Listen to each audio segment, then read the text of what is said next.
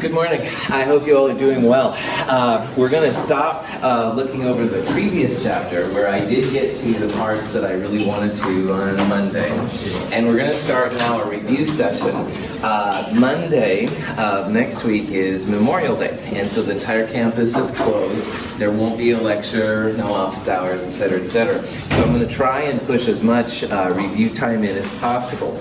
And one announcement is that, just to let you know, is that today we're starting, of course, at 9 o'clock, but on Friday I will start at 8 a.m. and go to 9:50. And if you have a class from 8 to 8:50, by all means, go to the class. I mean, don't worry about it.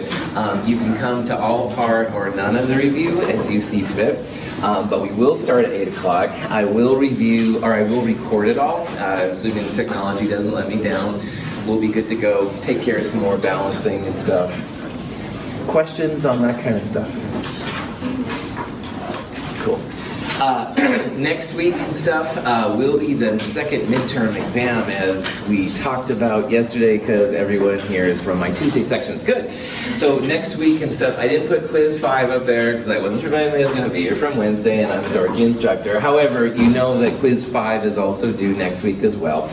Bring a calculator, pencil, a Scantron again with 100 questions total. The QA1 lab will be due. The exam prep 2 is also going to be due.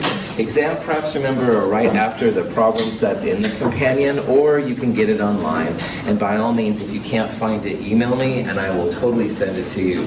Now, next week we're doing QA3 lab, which will be really similar to QA1 with just some different ions. So like this week, no open-toed shoes. Make sure you bring your safety goggles and stuff, something to keep your protection. Don't you love technology? Anyway, no big deal. So bring all those kind of things. It's okay. I'll tell you stories later, Ellie, if you want me to tell my embarrassing stories. It's quite all right. I understand completely. Anyway, the exam itself will be a lot like the first midterm. 20 multiple choice questions, about 5 short answer questions, 2 hours in length. And if all goes well, I'll return it to you next week, Friday. Of course, not this Friday, but next week, Friday. And there'll be a summary sheet kind of saying, like, how are you doing in the class as of this day. Are there any questions on that kind of stuff? Okay. So without further ado, we'll go through some questions. I'll give you time to look at them and stuff before we answer them. If you have an iClicker, I totally encourage you to iClicker along and stuff, and you can check it out. All right. This is one of the very type of questions that's kind of a mixture from Chem 221 and Chem 223. And it's just like, will a precipitate form, yes or no? And these really basic questions can be answered using solubility tables, which is what we did in Chem 221. You can use KSP values, if you have them and stuff, from Chem 223. Or number 3 now, for everybody in this room anyway, if you had lab with this week, QA1, you can probably answer this question. So think about if these will make a solid or not. Make your best shot.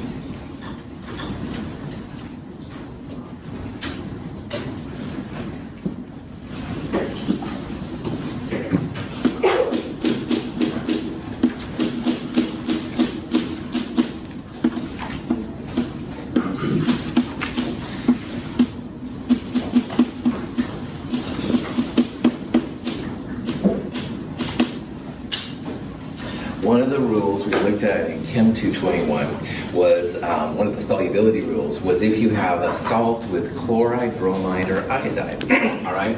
And most of the time, those ions with other species will be soluble. They'll be aqueous, so that means they'll dissolve in water, all right? But there are 3 really important exceptions, and those are the ones that are truly the focus of the QA1 lab. And those are the silver plus, the lead 2 plus, and the mercury 2 plus ions. So what this means is that if you had, for example, zinc chloride or sodium chloride, all right, zinc and sodium are not silver, lead, and mercury. So we would expect those to be aqueous, all right, all the time, no exceptions.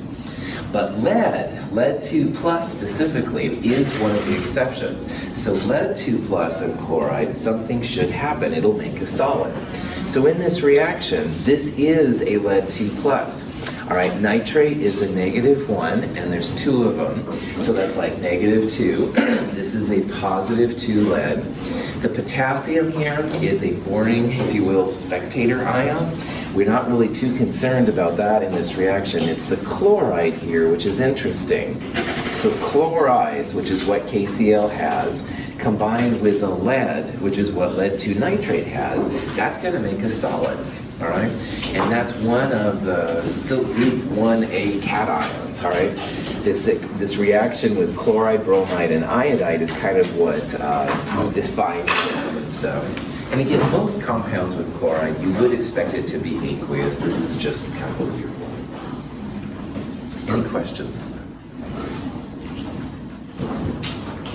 that? The solubility for barium fluoride, all right, is that 3.6 times 10 to the -3. See if you can use that information to find the value of KSP for barium fluoride, all right? KSP and solubility are different. See if you can interpret one into the other.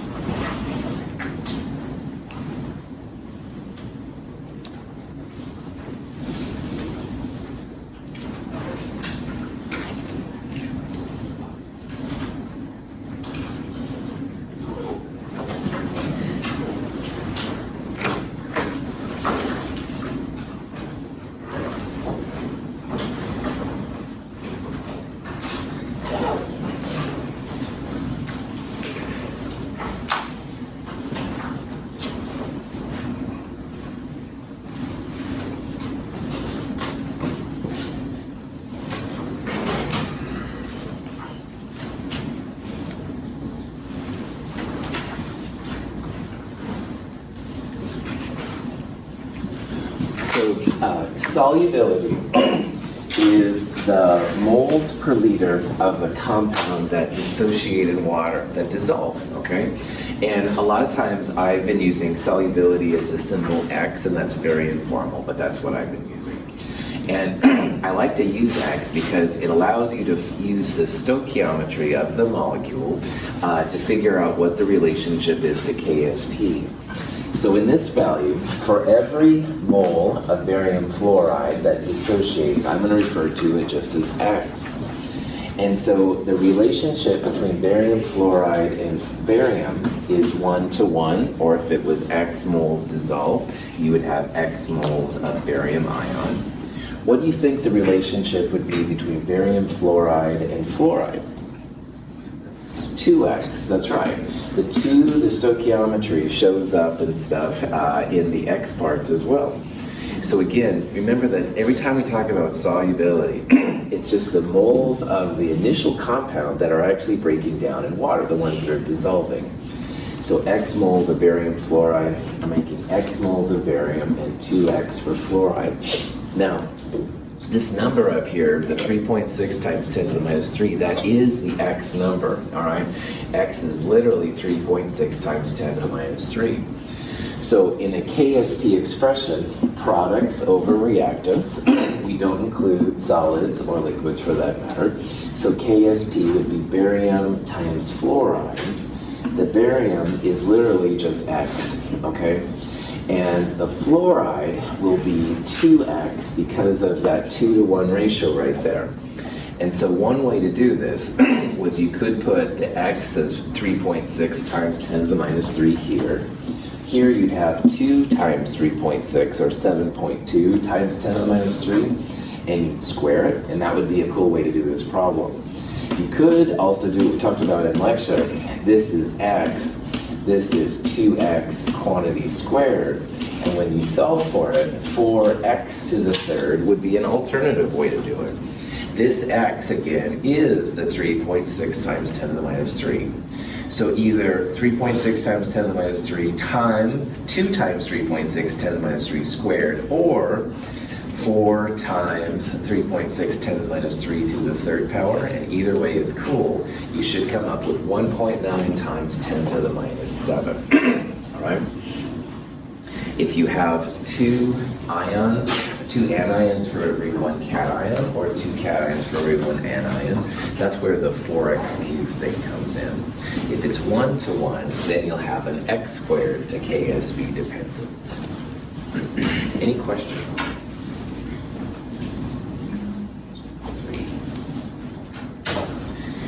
Here are 3 compounds, 3 ions. The Ks are all less than 1, so that means they're going to be insoluble. All right, you'll see a solid pretty readily on all 3 of those. But which one of these has the greatest solubility? All right, remember you can use the Ks to think about if you have a greater solubility or a smaller solubility. See if you can figure out which one that is.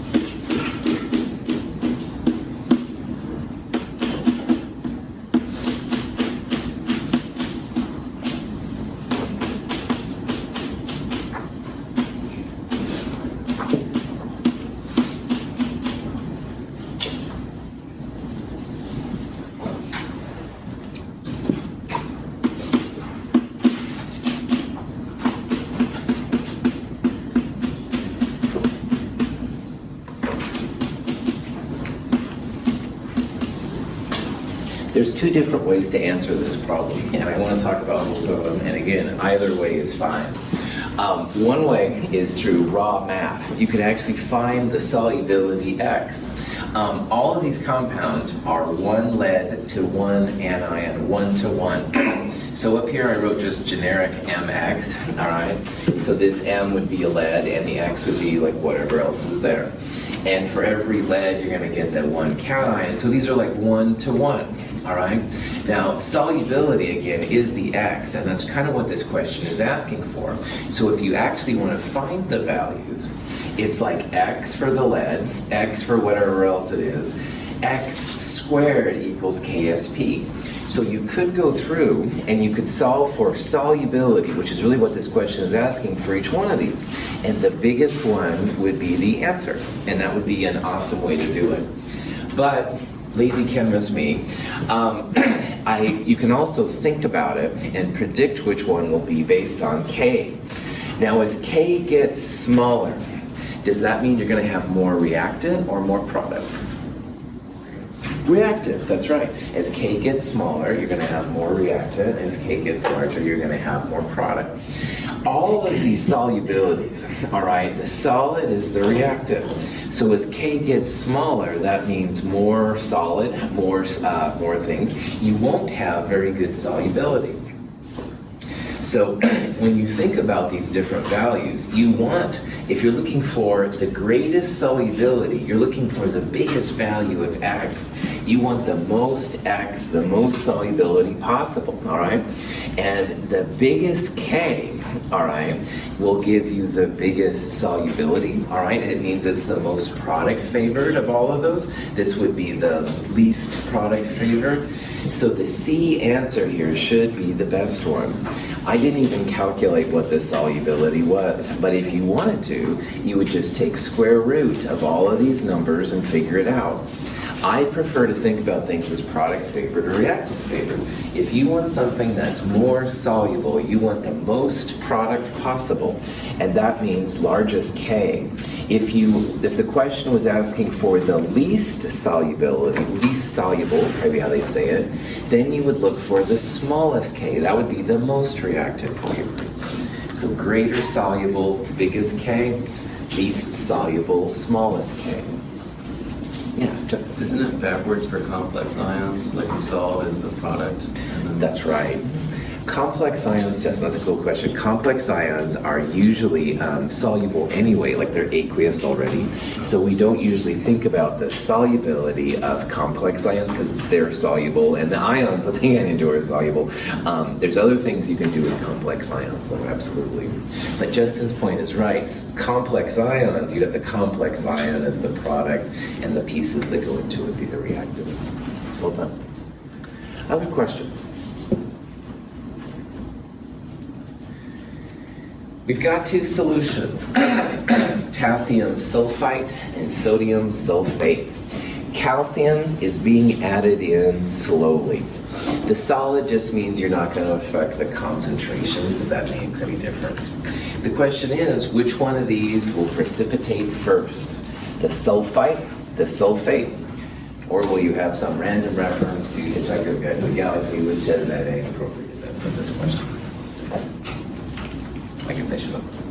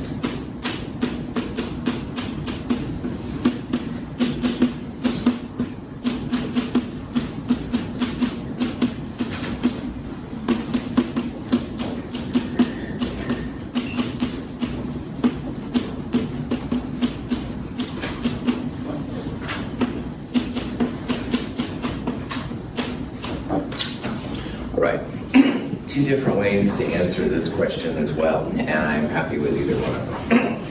First of all, we're looking at these K values for calcium complexes with sulfite and sulfate. Do the K values imply that it's going to be easy to see the solid or difficult to see the solid? Easy, right on. K is less than 1, reactant favored.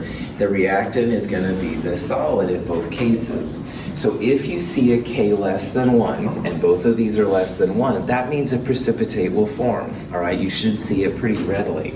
Very reactant favored Ks mean you're going to have a lot of solid. You won't have as much ions. So both of these will make a solid when the ion is placed in the presence of calcium. To figure out which one precipitates first, there are two ways to do it, and either way is totally fine. The easier way, which honestly works 99% of the time, smaller K, more reactant favored. So it's going to take less calcium to make the smaller K precipitate than it will the larger K. There's several orders of magnitude difference between those two numbers, all right?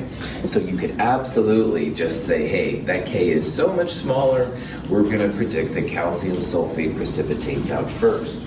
The other way to do it is you could actually write out the K expressions, which I did up here on the board. So like in this first one, the KSP of 1.3 times 10 to the minus 8 equals the calcium concentration times the sulfite concentration. The sulfite concentration in this problem is 0.10. So to solve for the calcium, the amount that's going to be needed to make a solid, you would go 1.3 times 10 to the minus 8 divided by that 0.1, and you get a number. And you could do the same thing for the calcium sulfate. So calcium times sulfate equals 2.4 times 10 to the minus 5. The sulfate in this problem is the 0.30 moles per liter. So 2.4 times 10 to the minus 5 divided by 0.3, that would tell you the amount of calcium needed to make a precipitate. Either way, it's going to be calcium sulfite, all right? That smaller K is going to dominate over everything.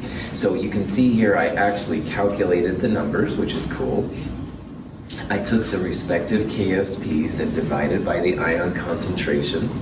It's going to take 1.3 times 10 to the minus 7th moles per liter to make the calcium sulfite precipitate.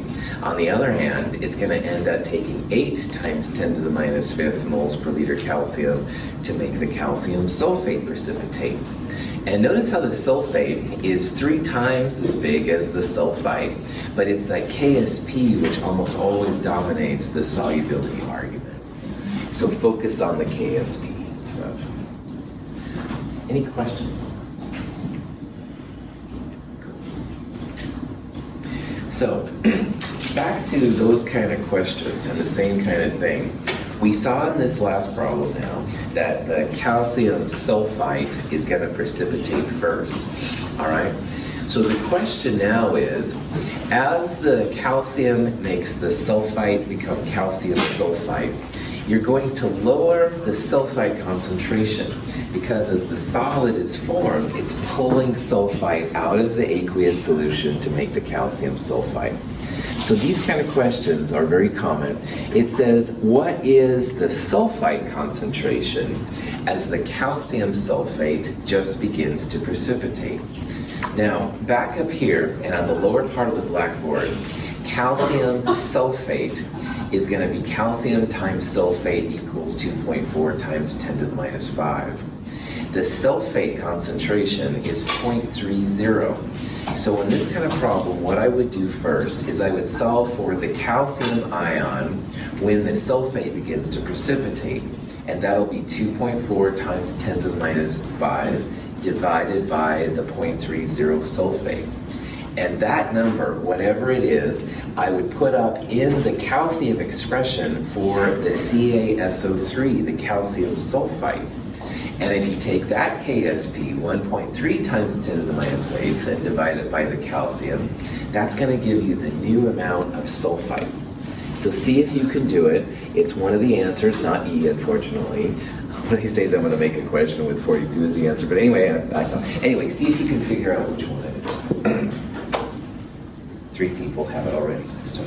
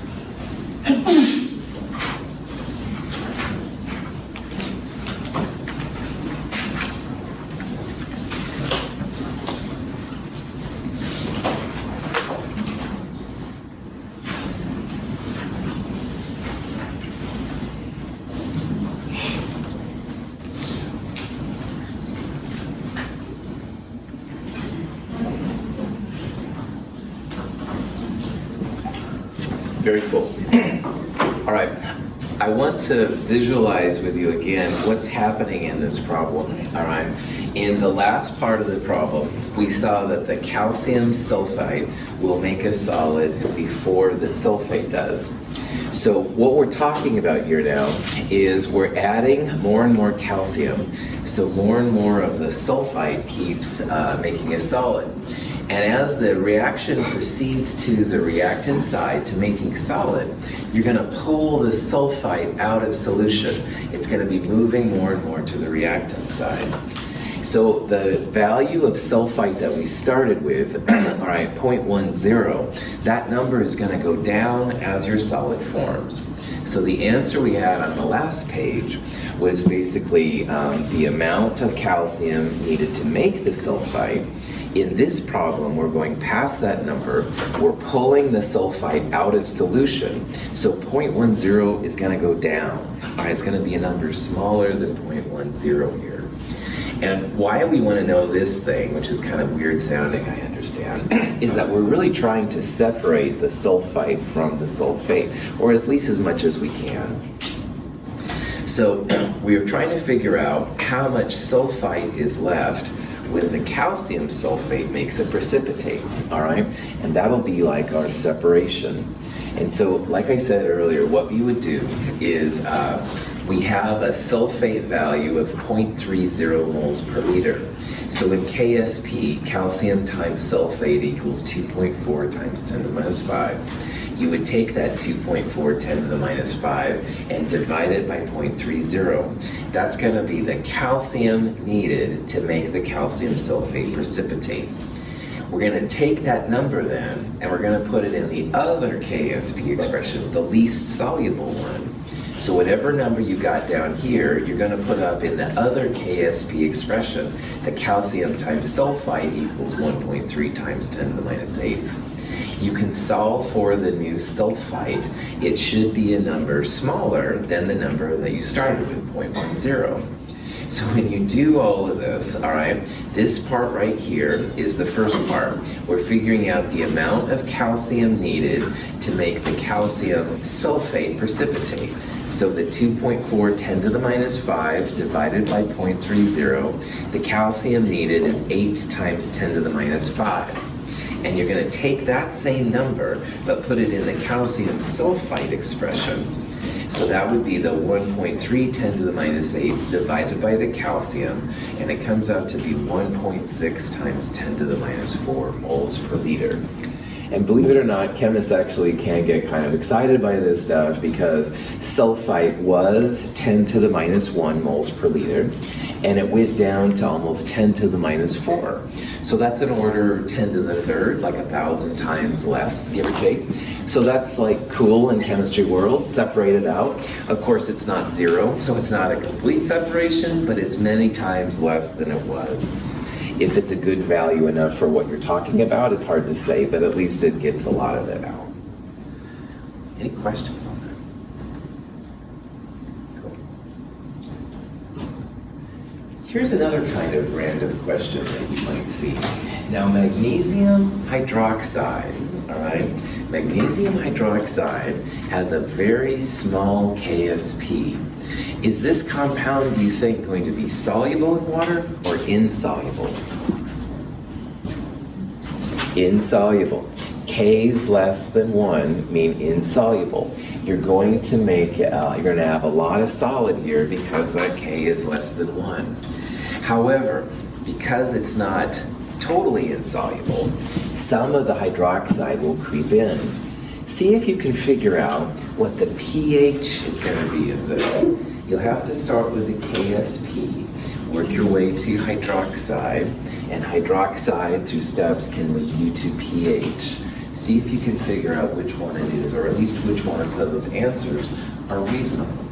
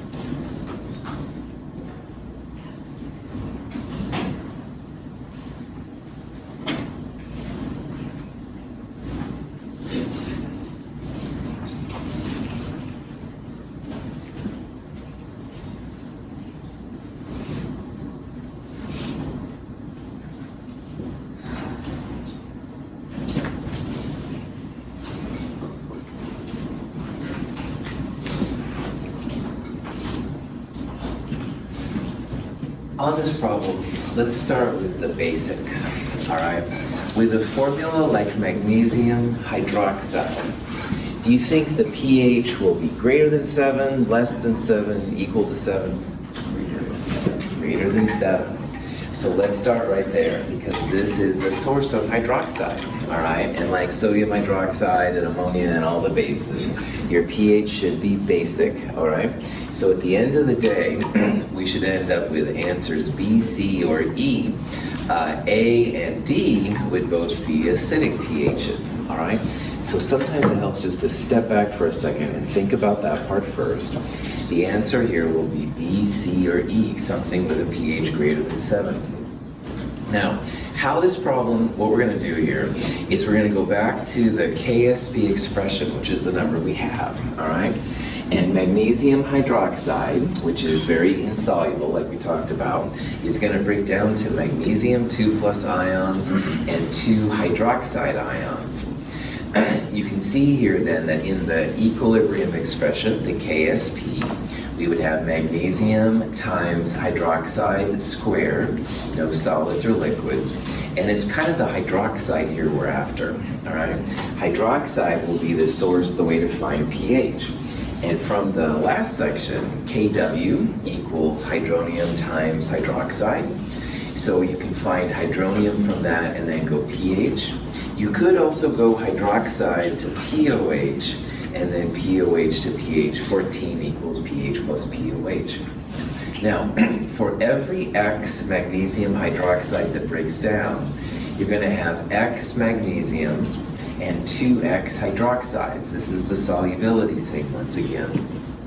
So what I would do on this problem is I would first think about this as magnesium being X, the hydroxide 2X squared.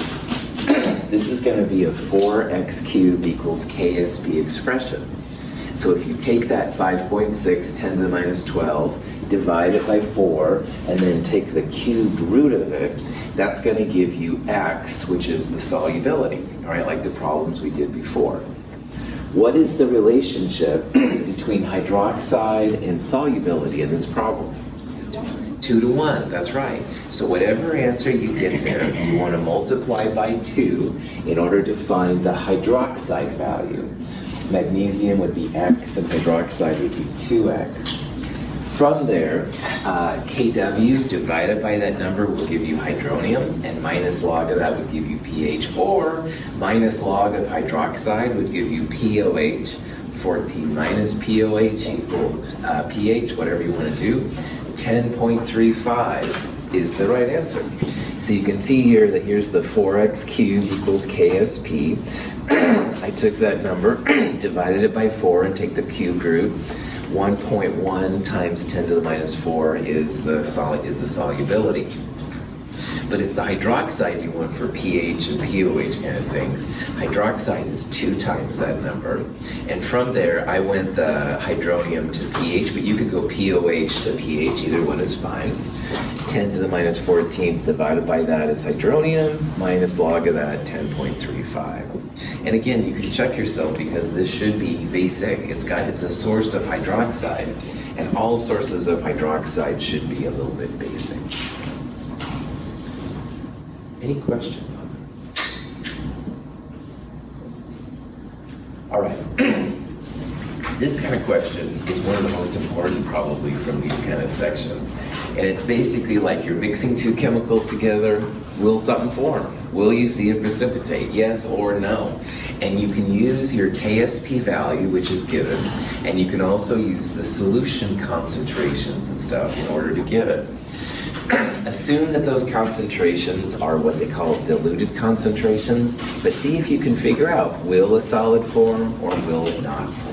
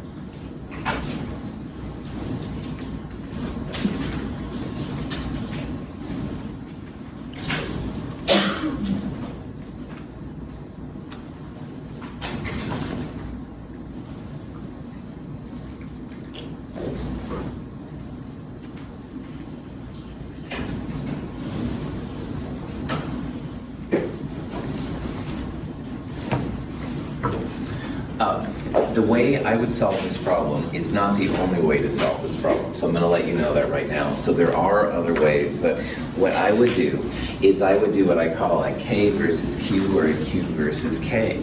And Q is like an experimental set of conditions that you're comparing to something which is hopefully known, in this case K. And Q and K look the same, all right? But the value of Q is that if the thing you calculate is greater than the K, that means you're going to form a solid. PPT is my quick and dirty way of saying precipitate, by the way. Sorry, not PowerPoint. Microsoft. Anyway, if Q is less than K, then that means you don't have a solid, all right? And again, there's more than one way to do this, but this is how I would do it. So KSP equals lead times chloride squared. 0.0012 times 0.010 squared would be the way to find Q. And you can literally compare it to K. And if you do that, Q comes out to be 1.2 times 10 to the minus 7th. And that is quite a bit less than the K, the supposedly known K of 10 to the minus 5. So in this case, because Q is less than K, you won't see a solid, all right? Now, it's not going to be hard to see a lead chloride solid because K is so small. However, these concentrations are even smaller than that, so you haven't got up to that threshold of making a solid. If you would have calculated Q and it would have been a number larger than 1.710 to the minus 5, then you would see a solid, all right? So this, again, you don't have to do it this way. Like, you could solve for the minimum amount of lead needed to make a solid or something like that, but this is my preferred way. Any questions on that or alternative ways to do it? Awesome. We'll take this up more on Friday. And again, on Friday, I will start at 8 a.m. if you wish to be here. You don't have to be here. I'll do 8 to 9:50. We don't have school on Monday, so I'll try and compensate for it. Have a wonderful day.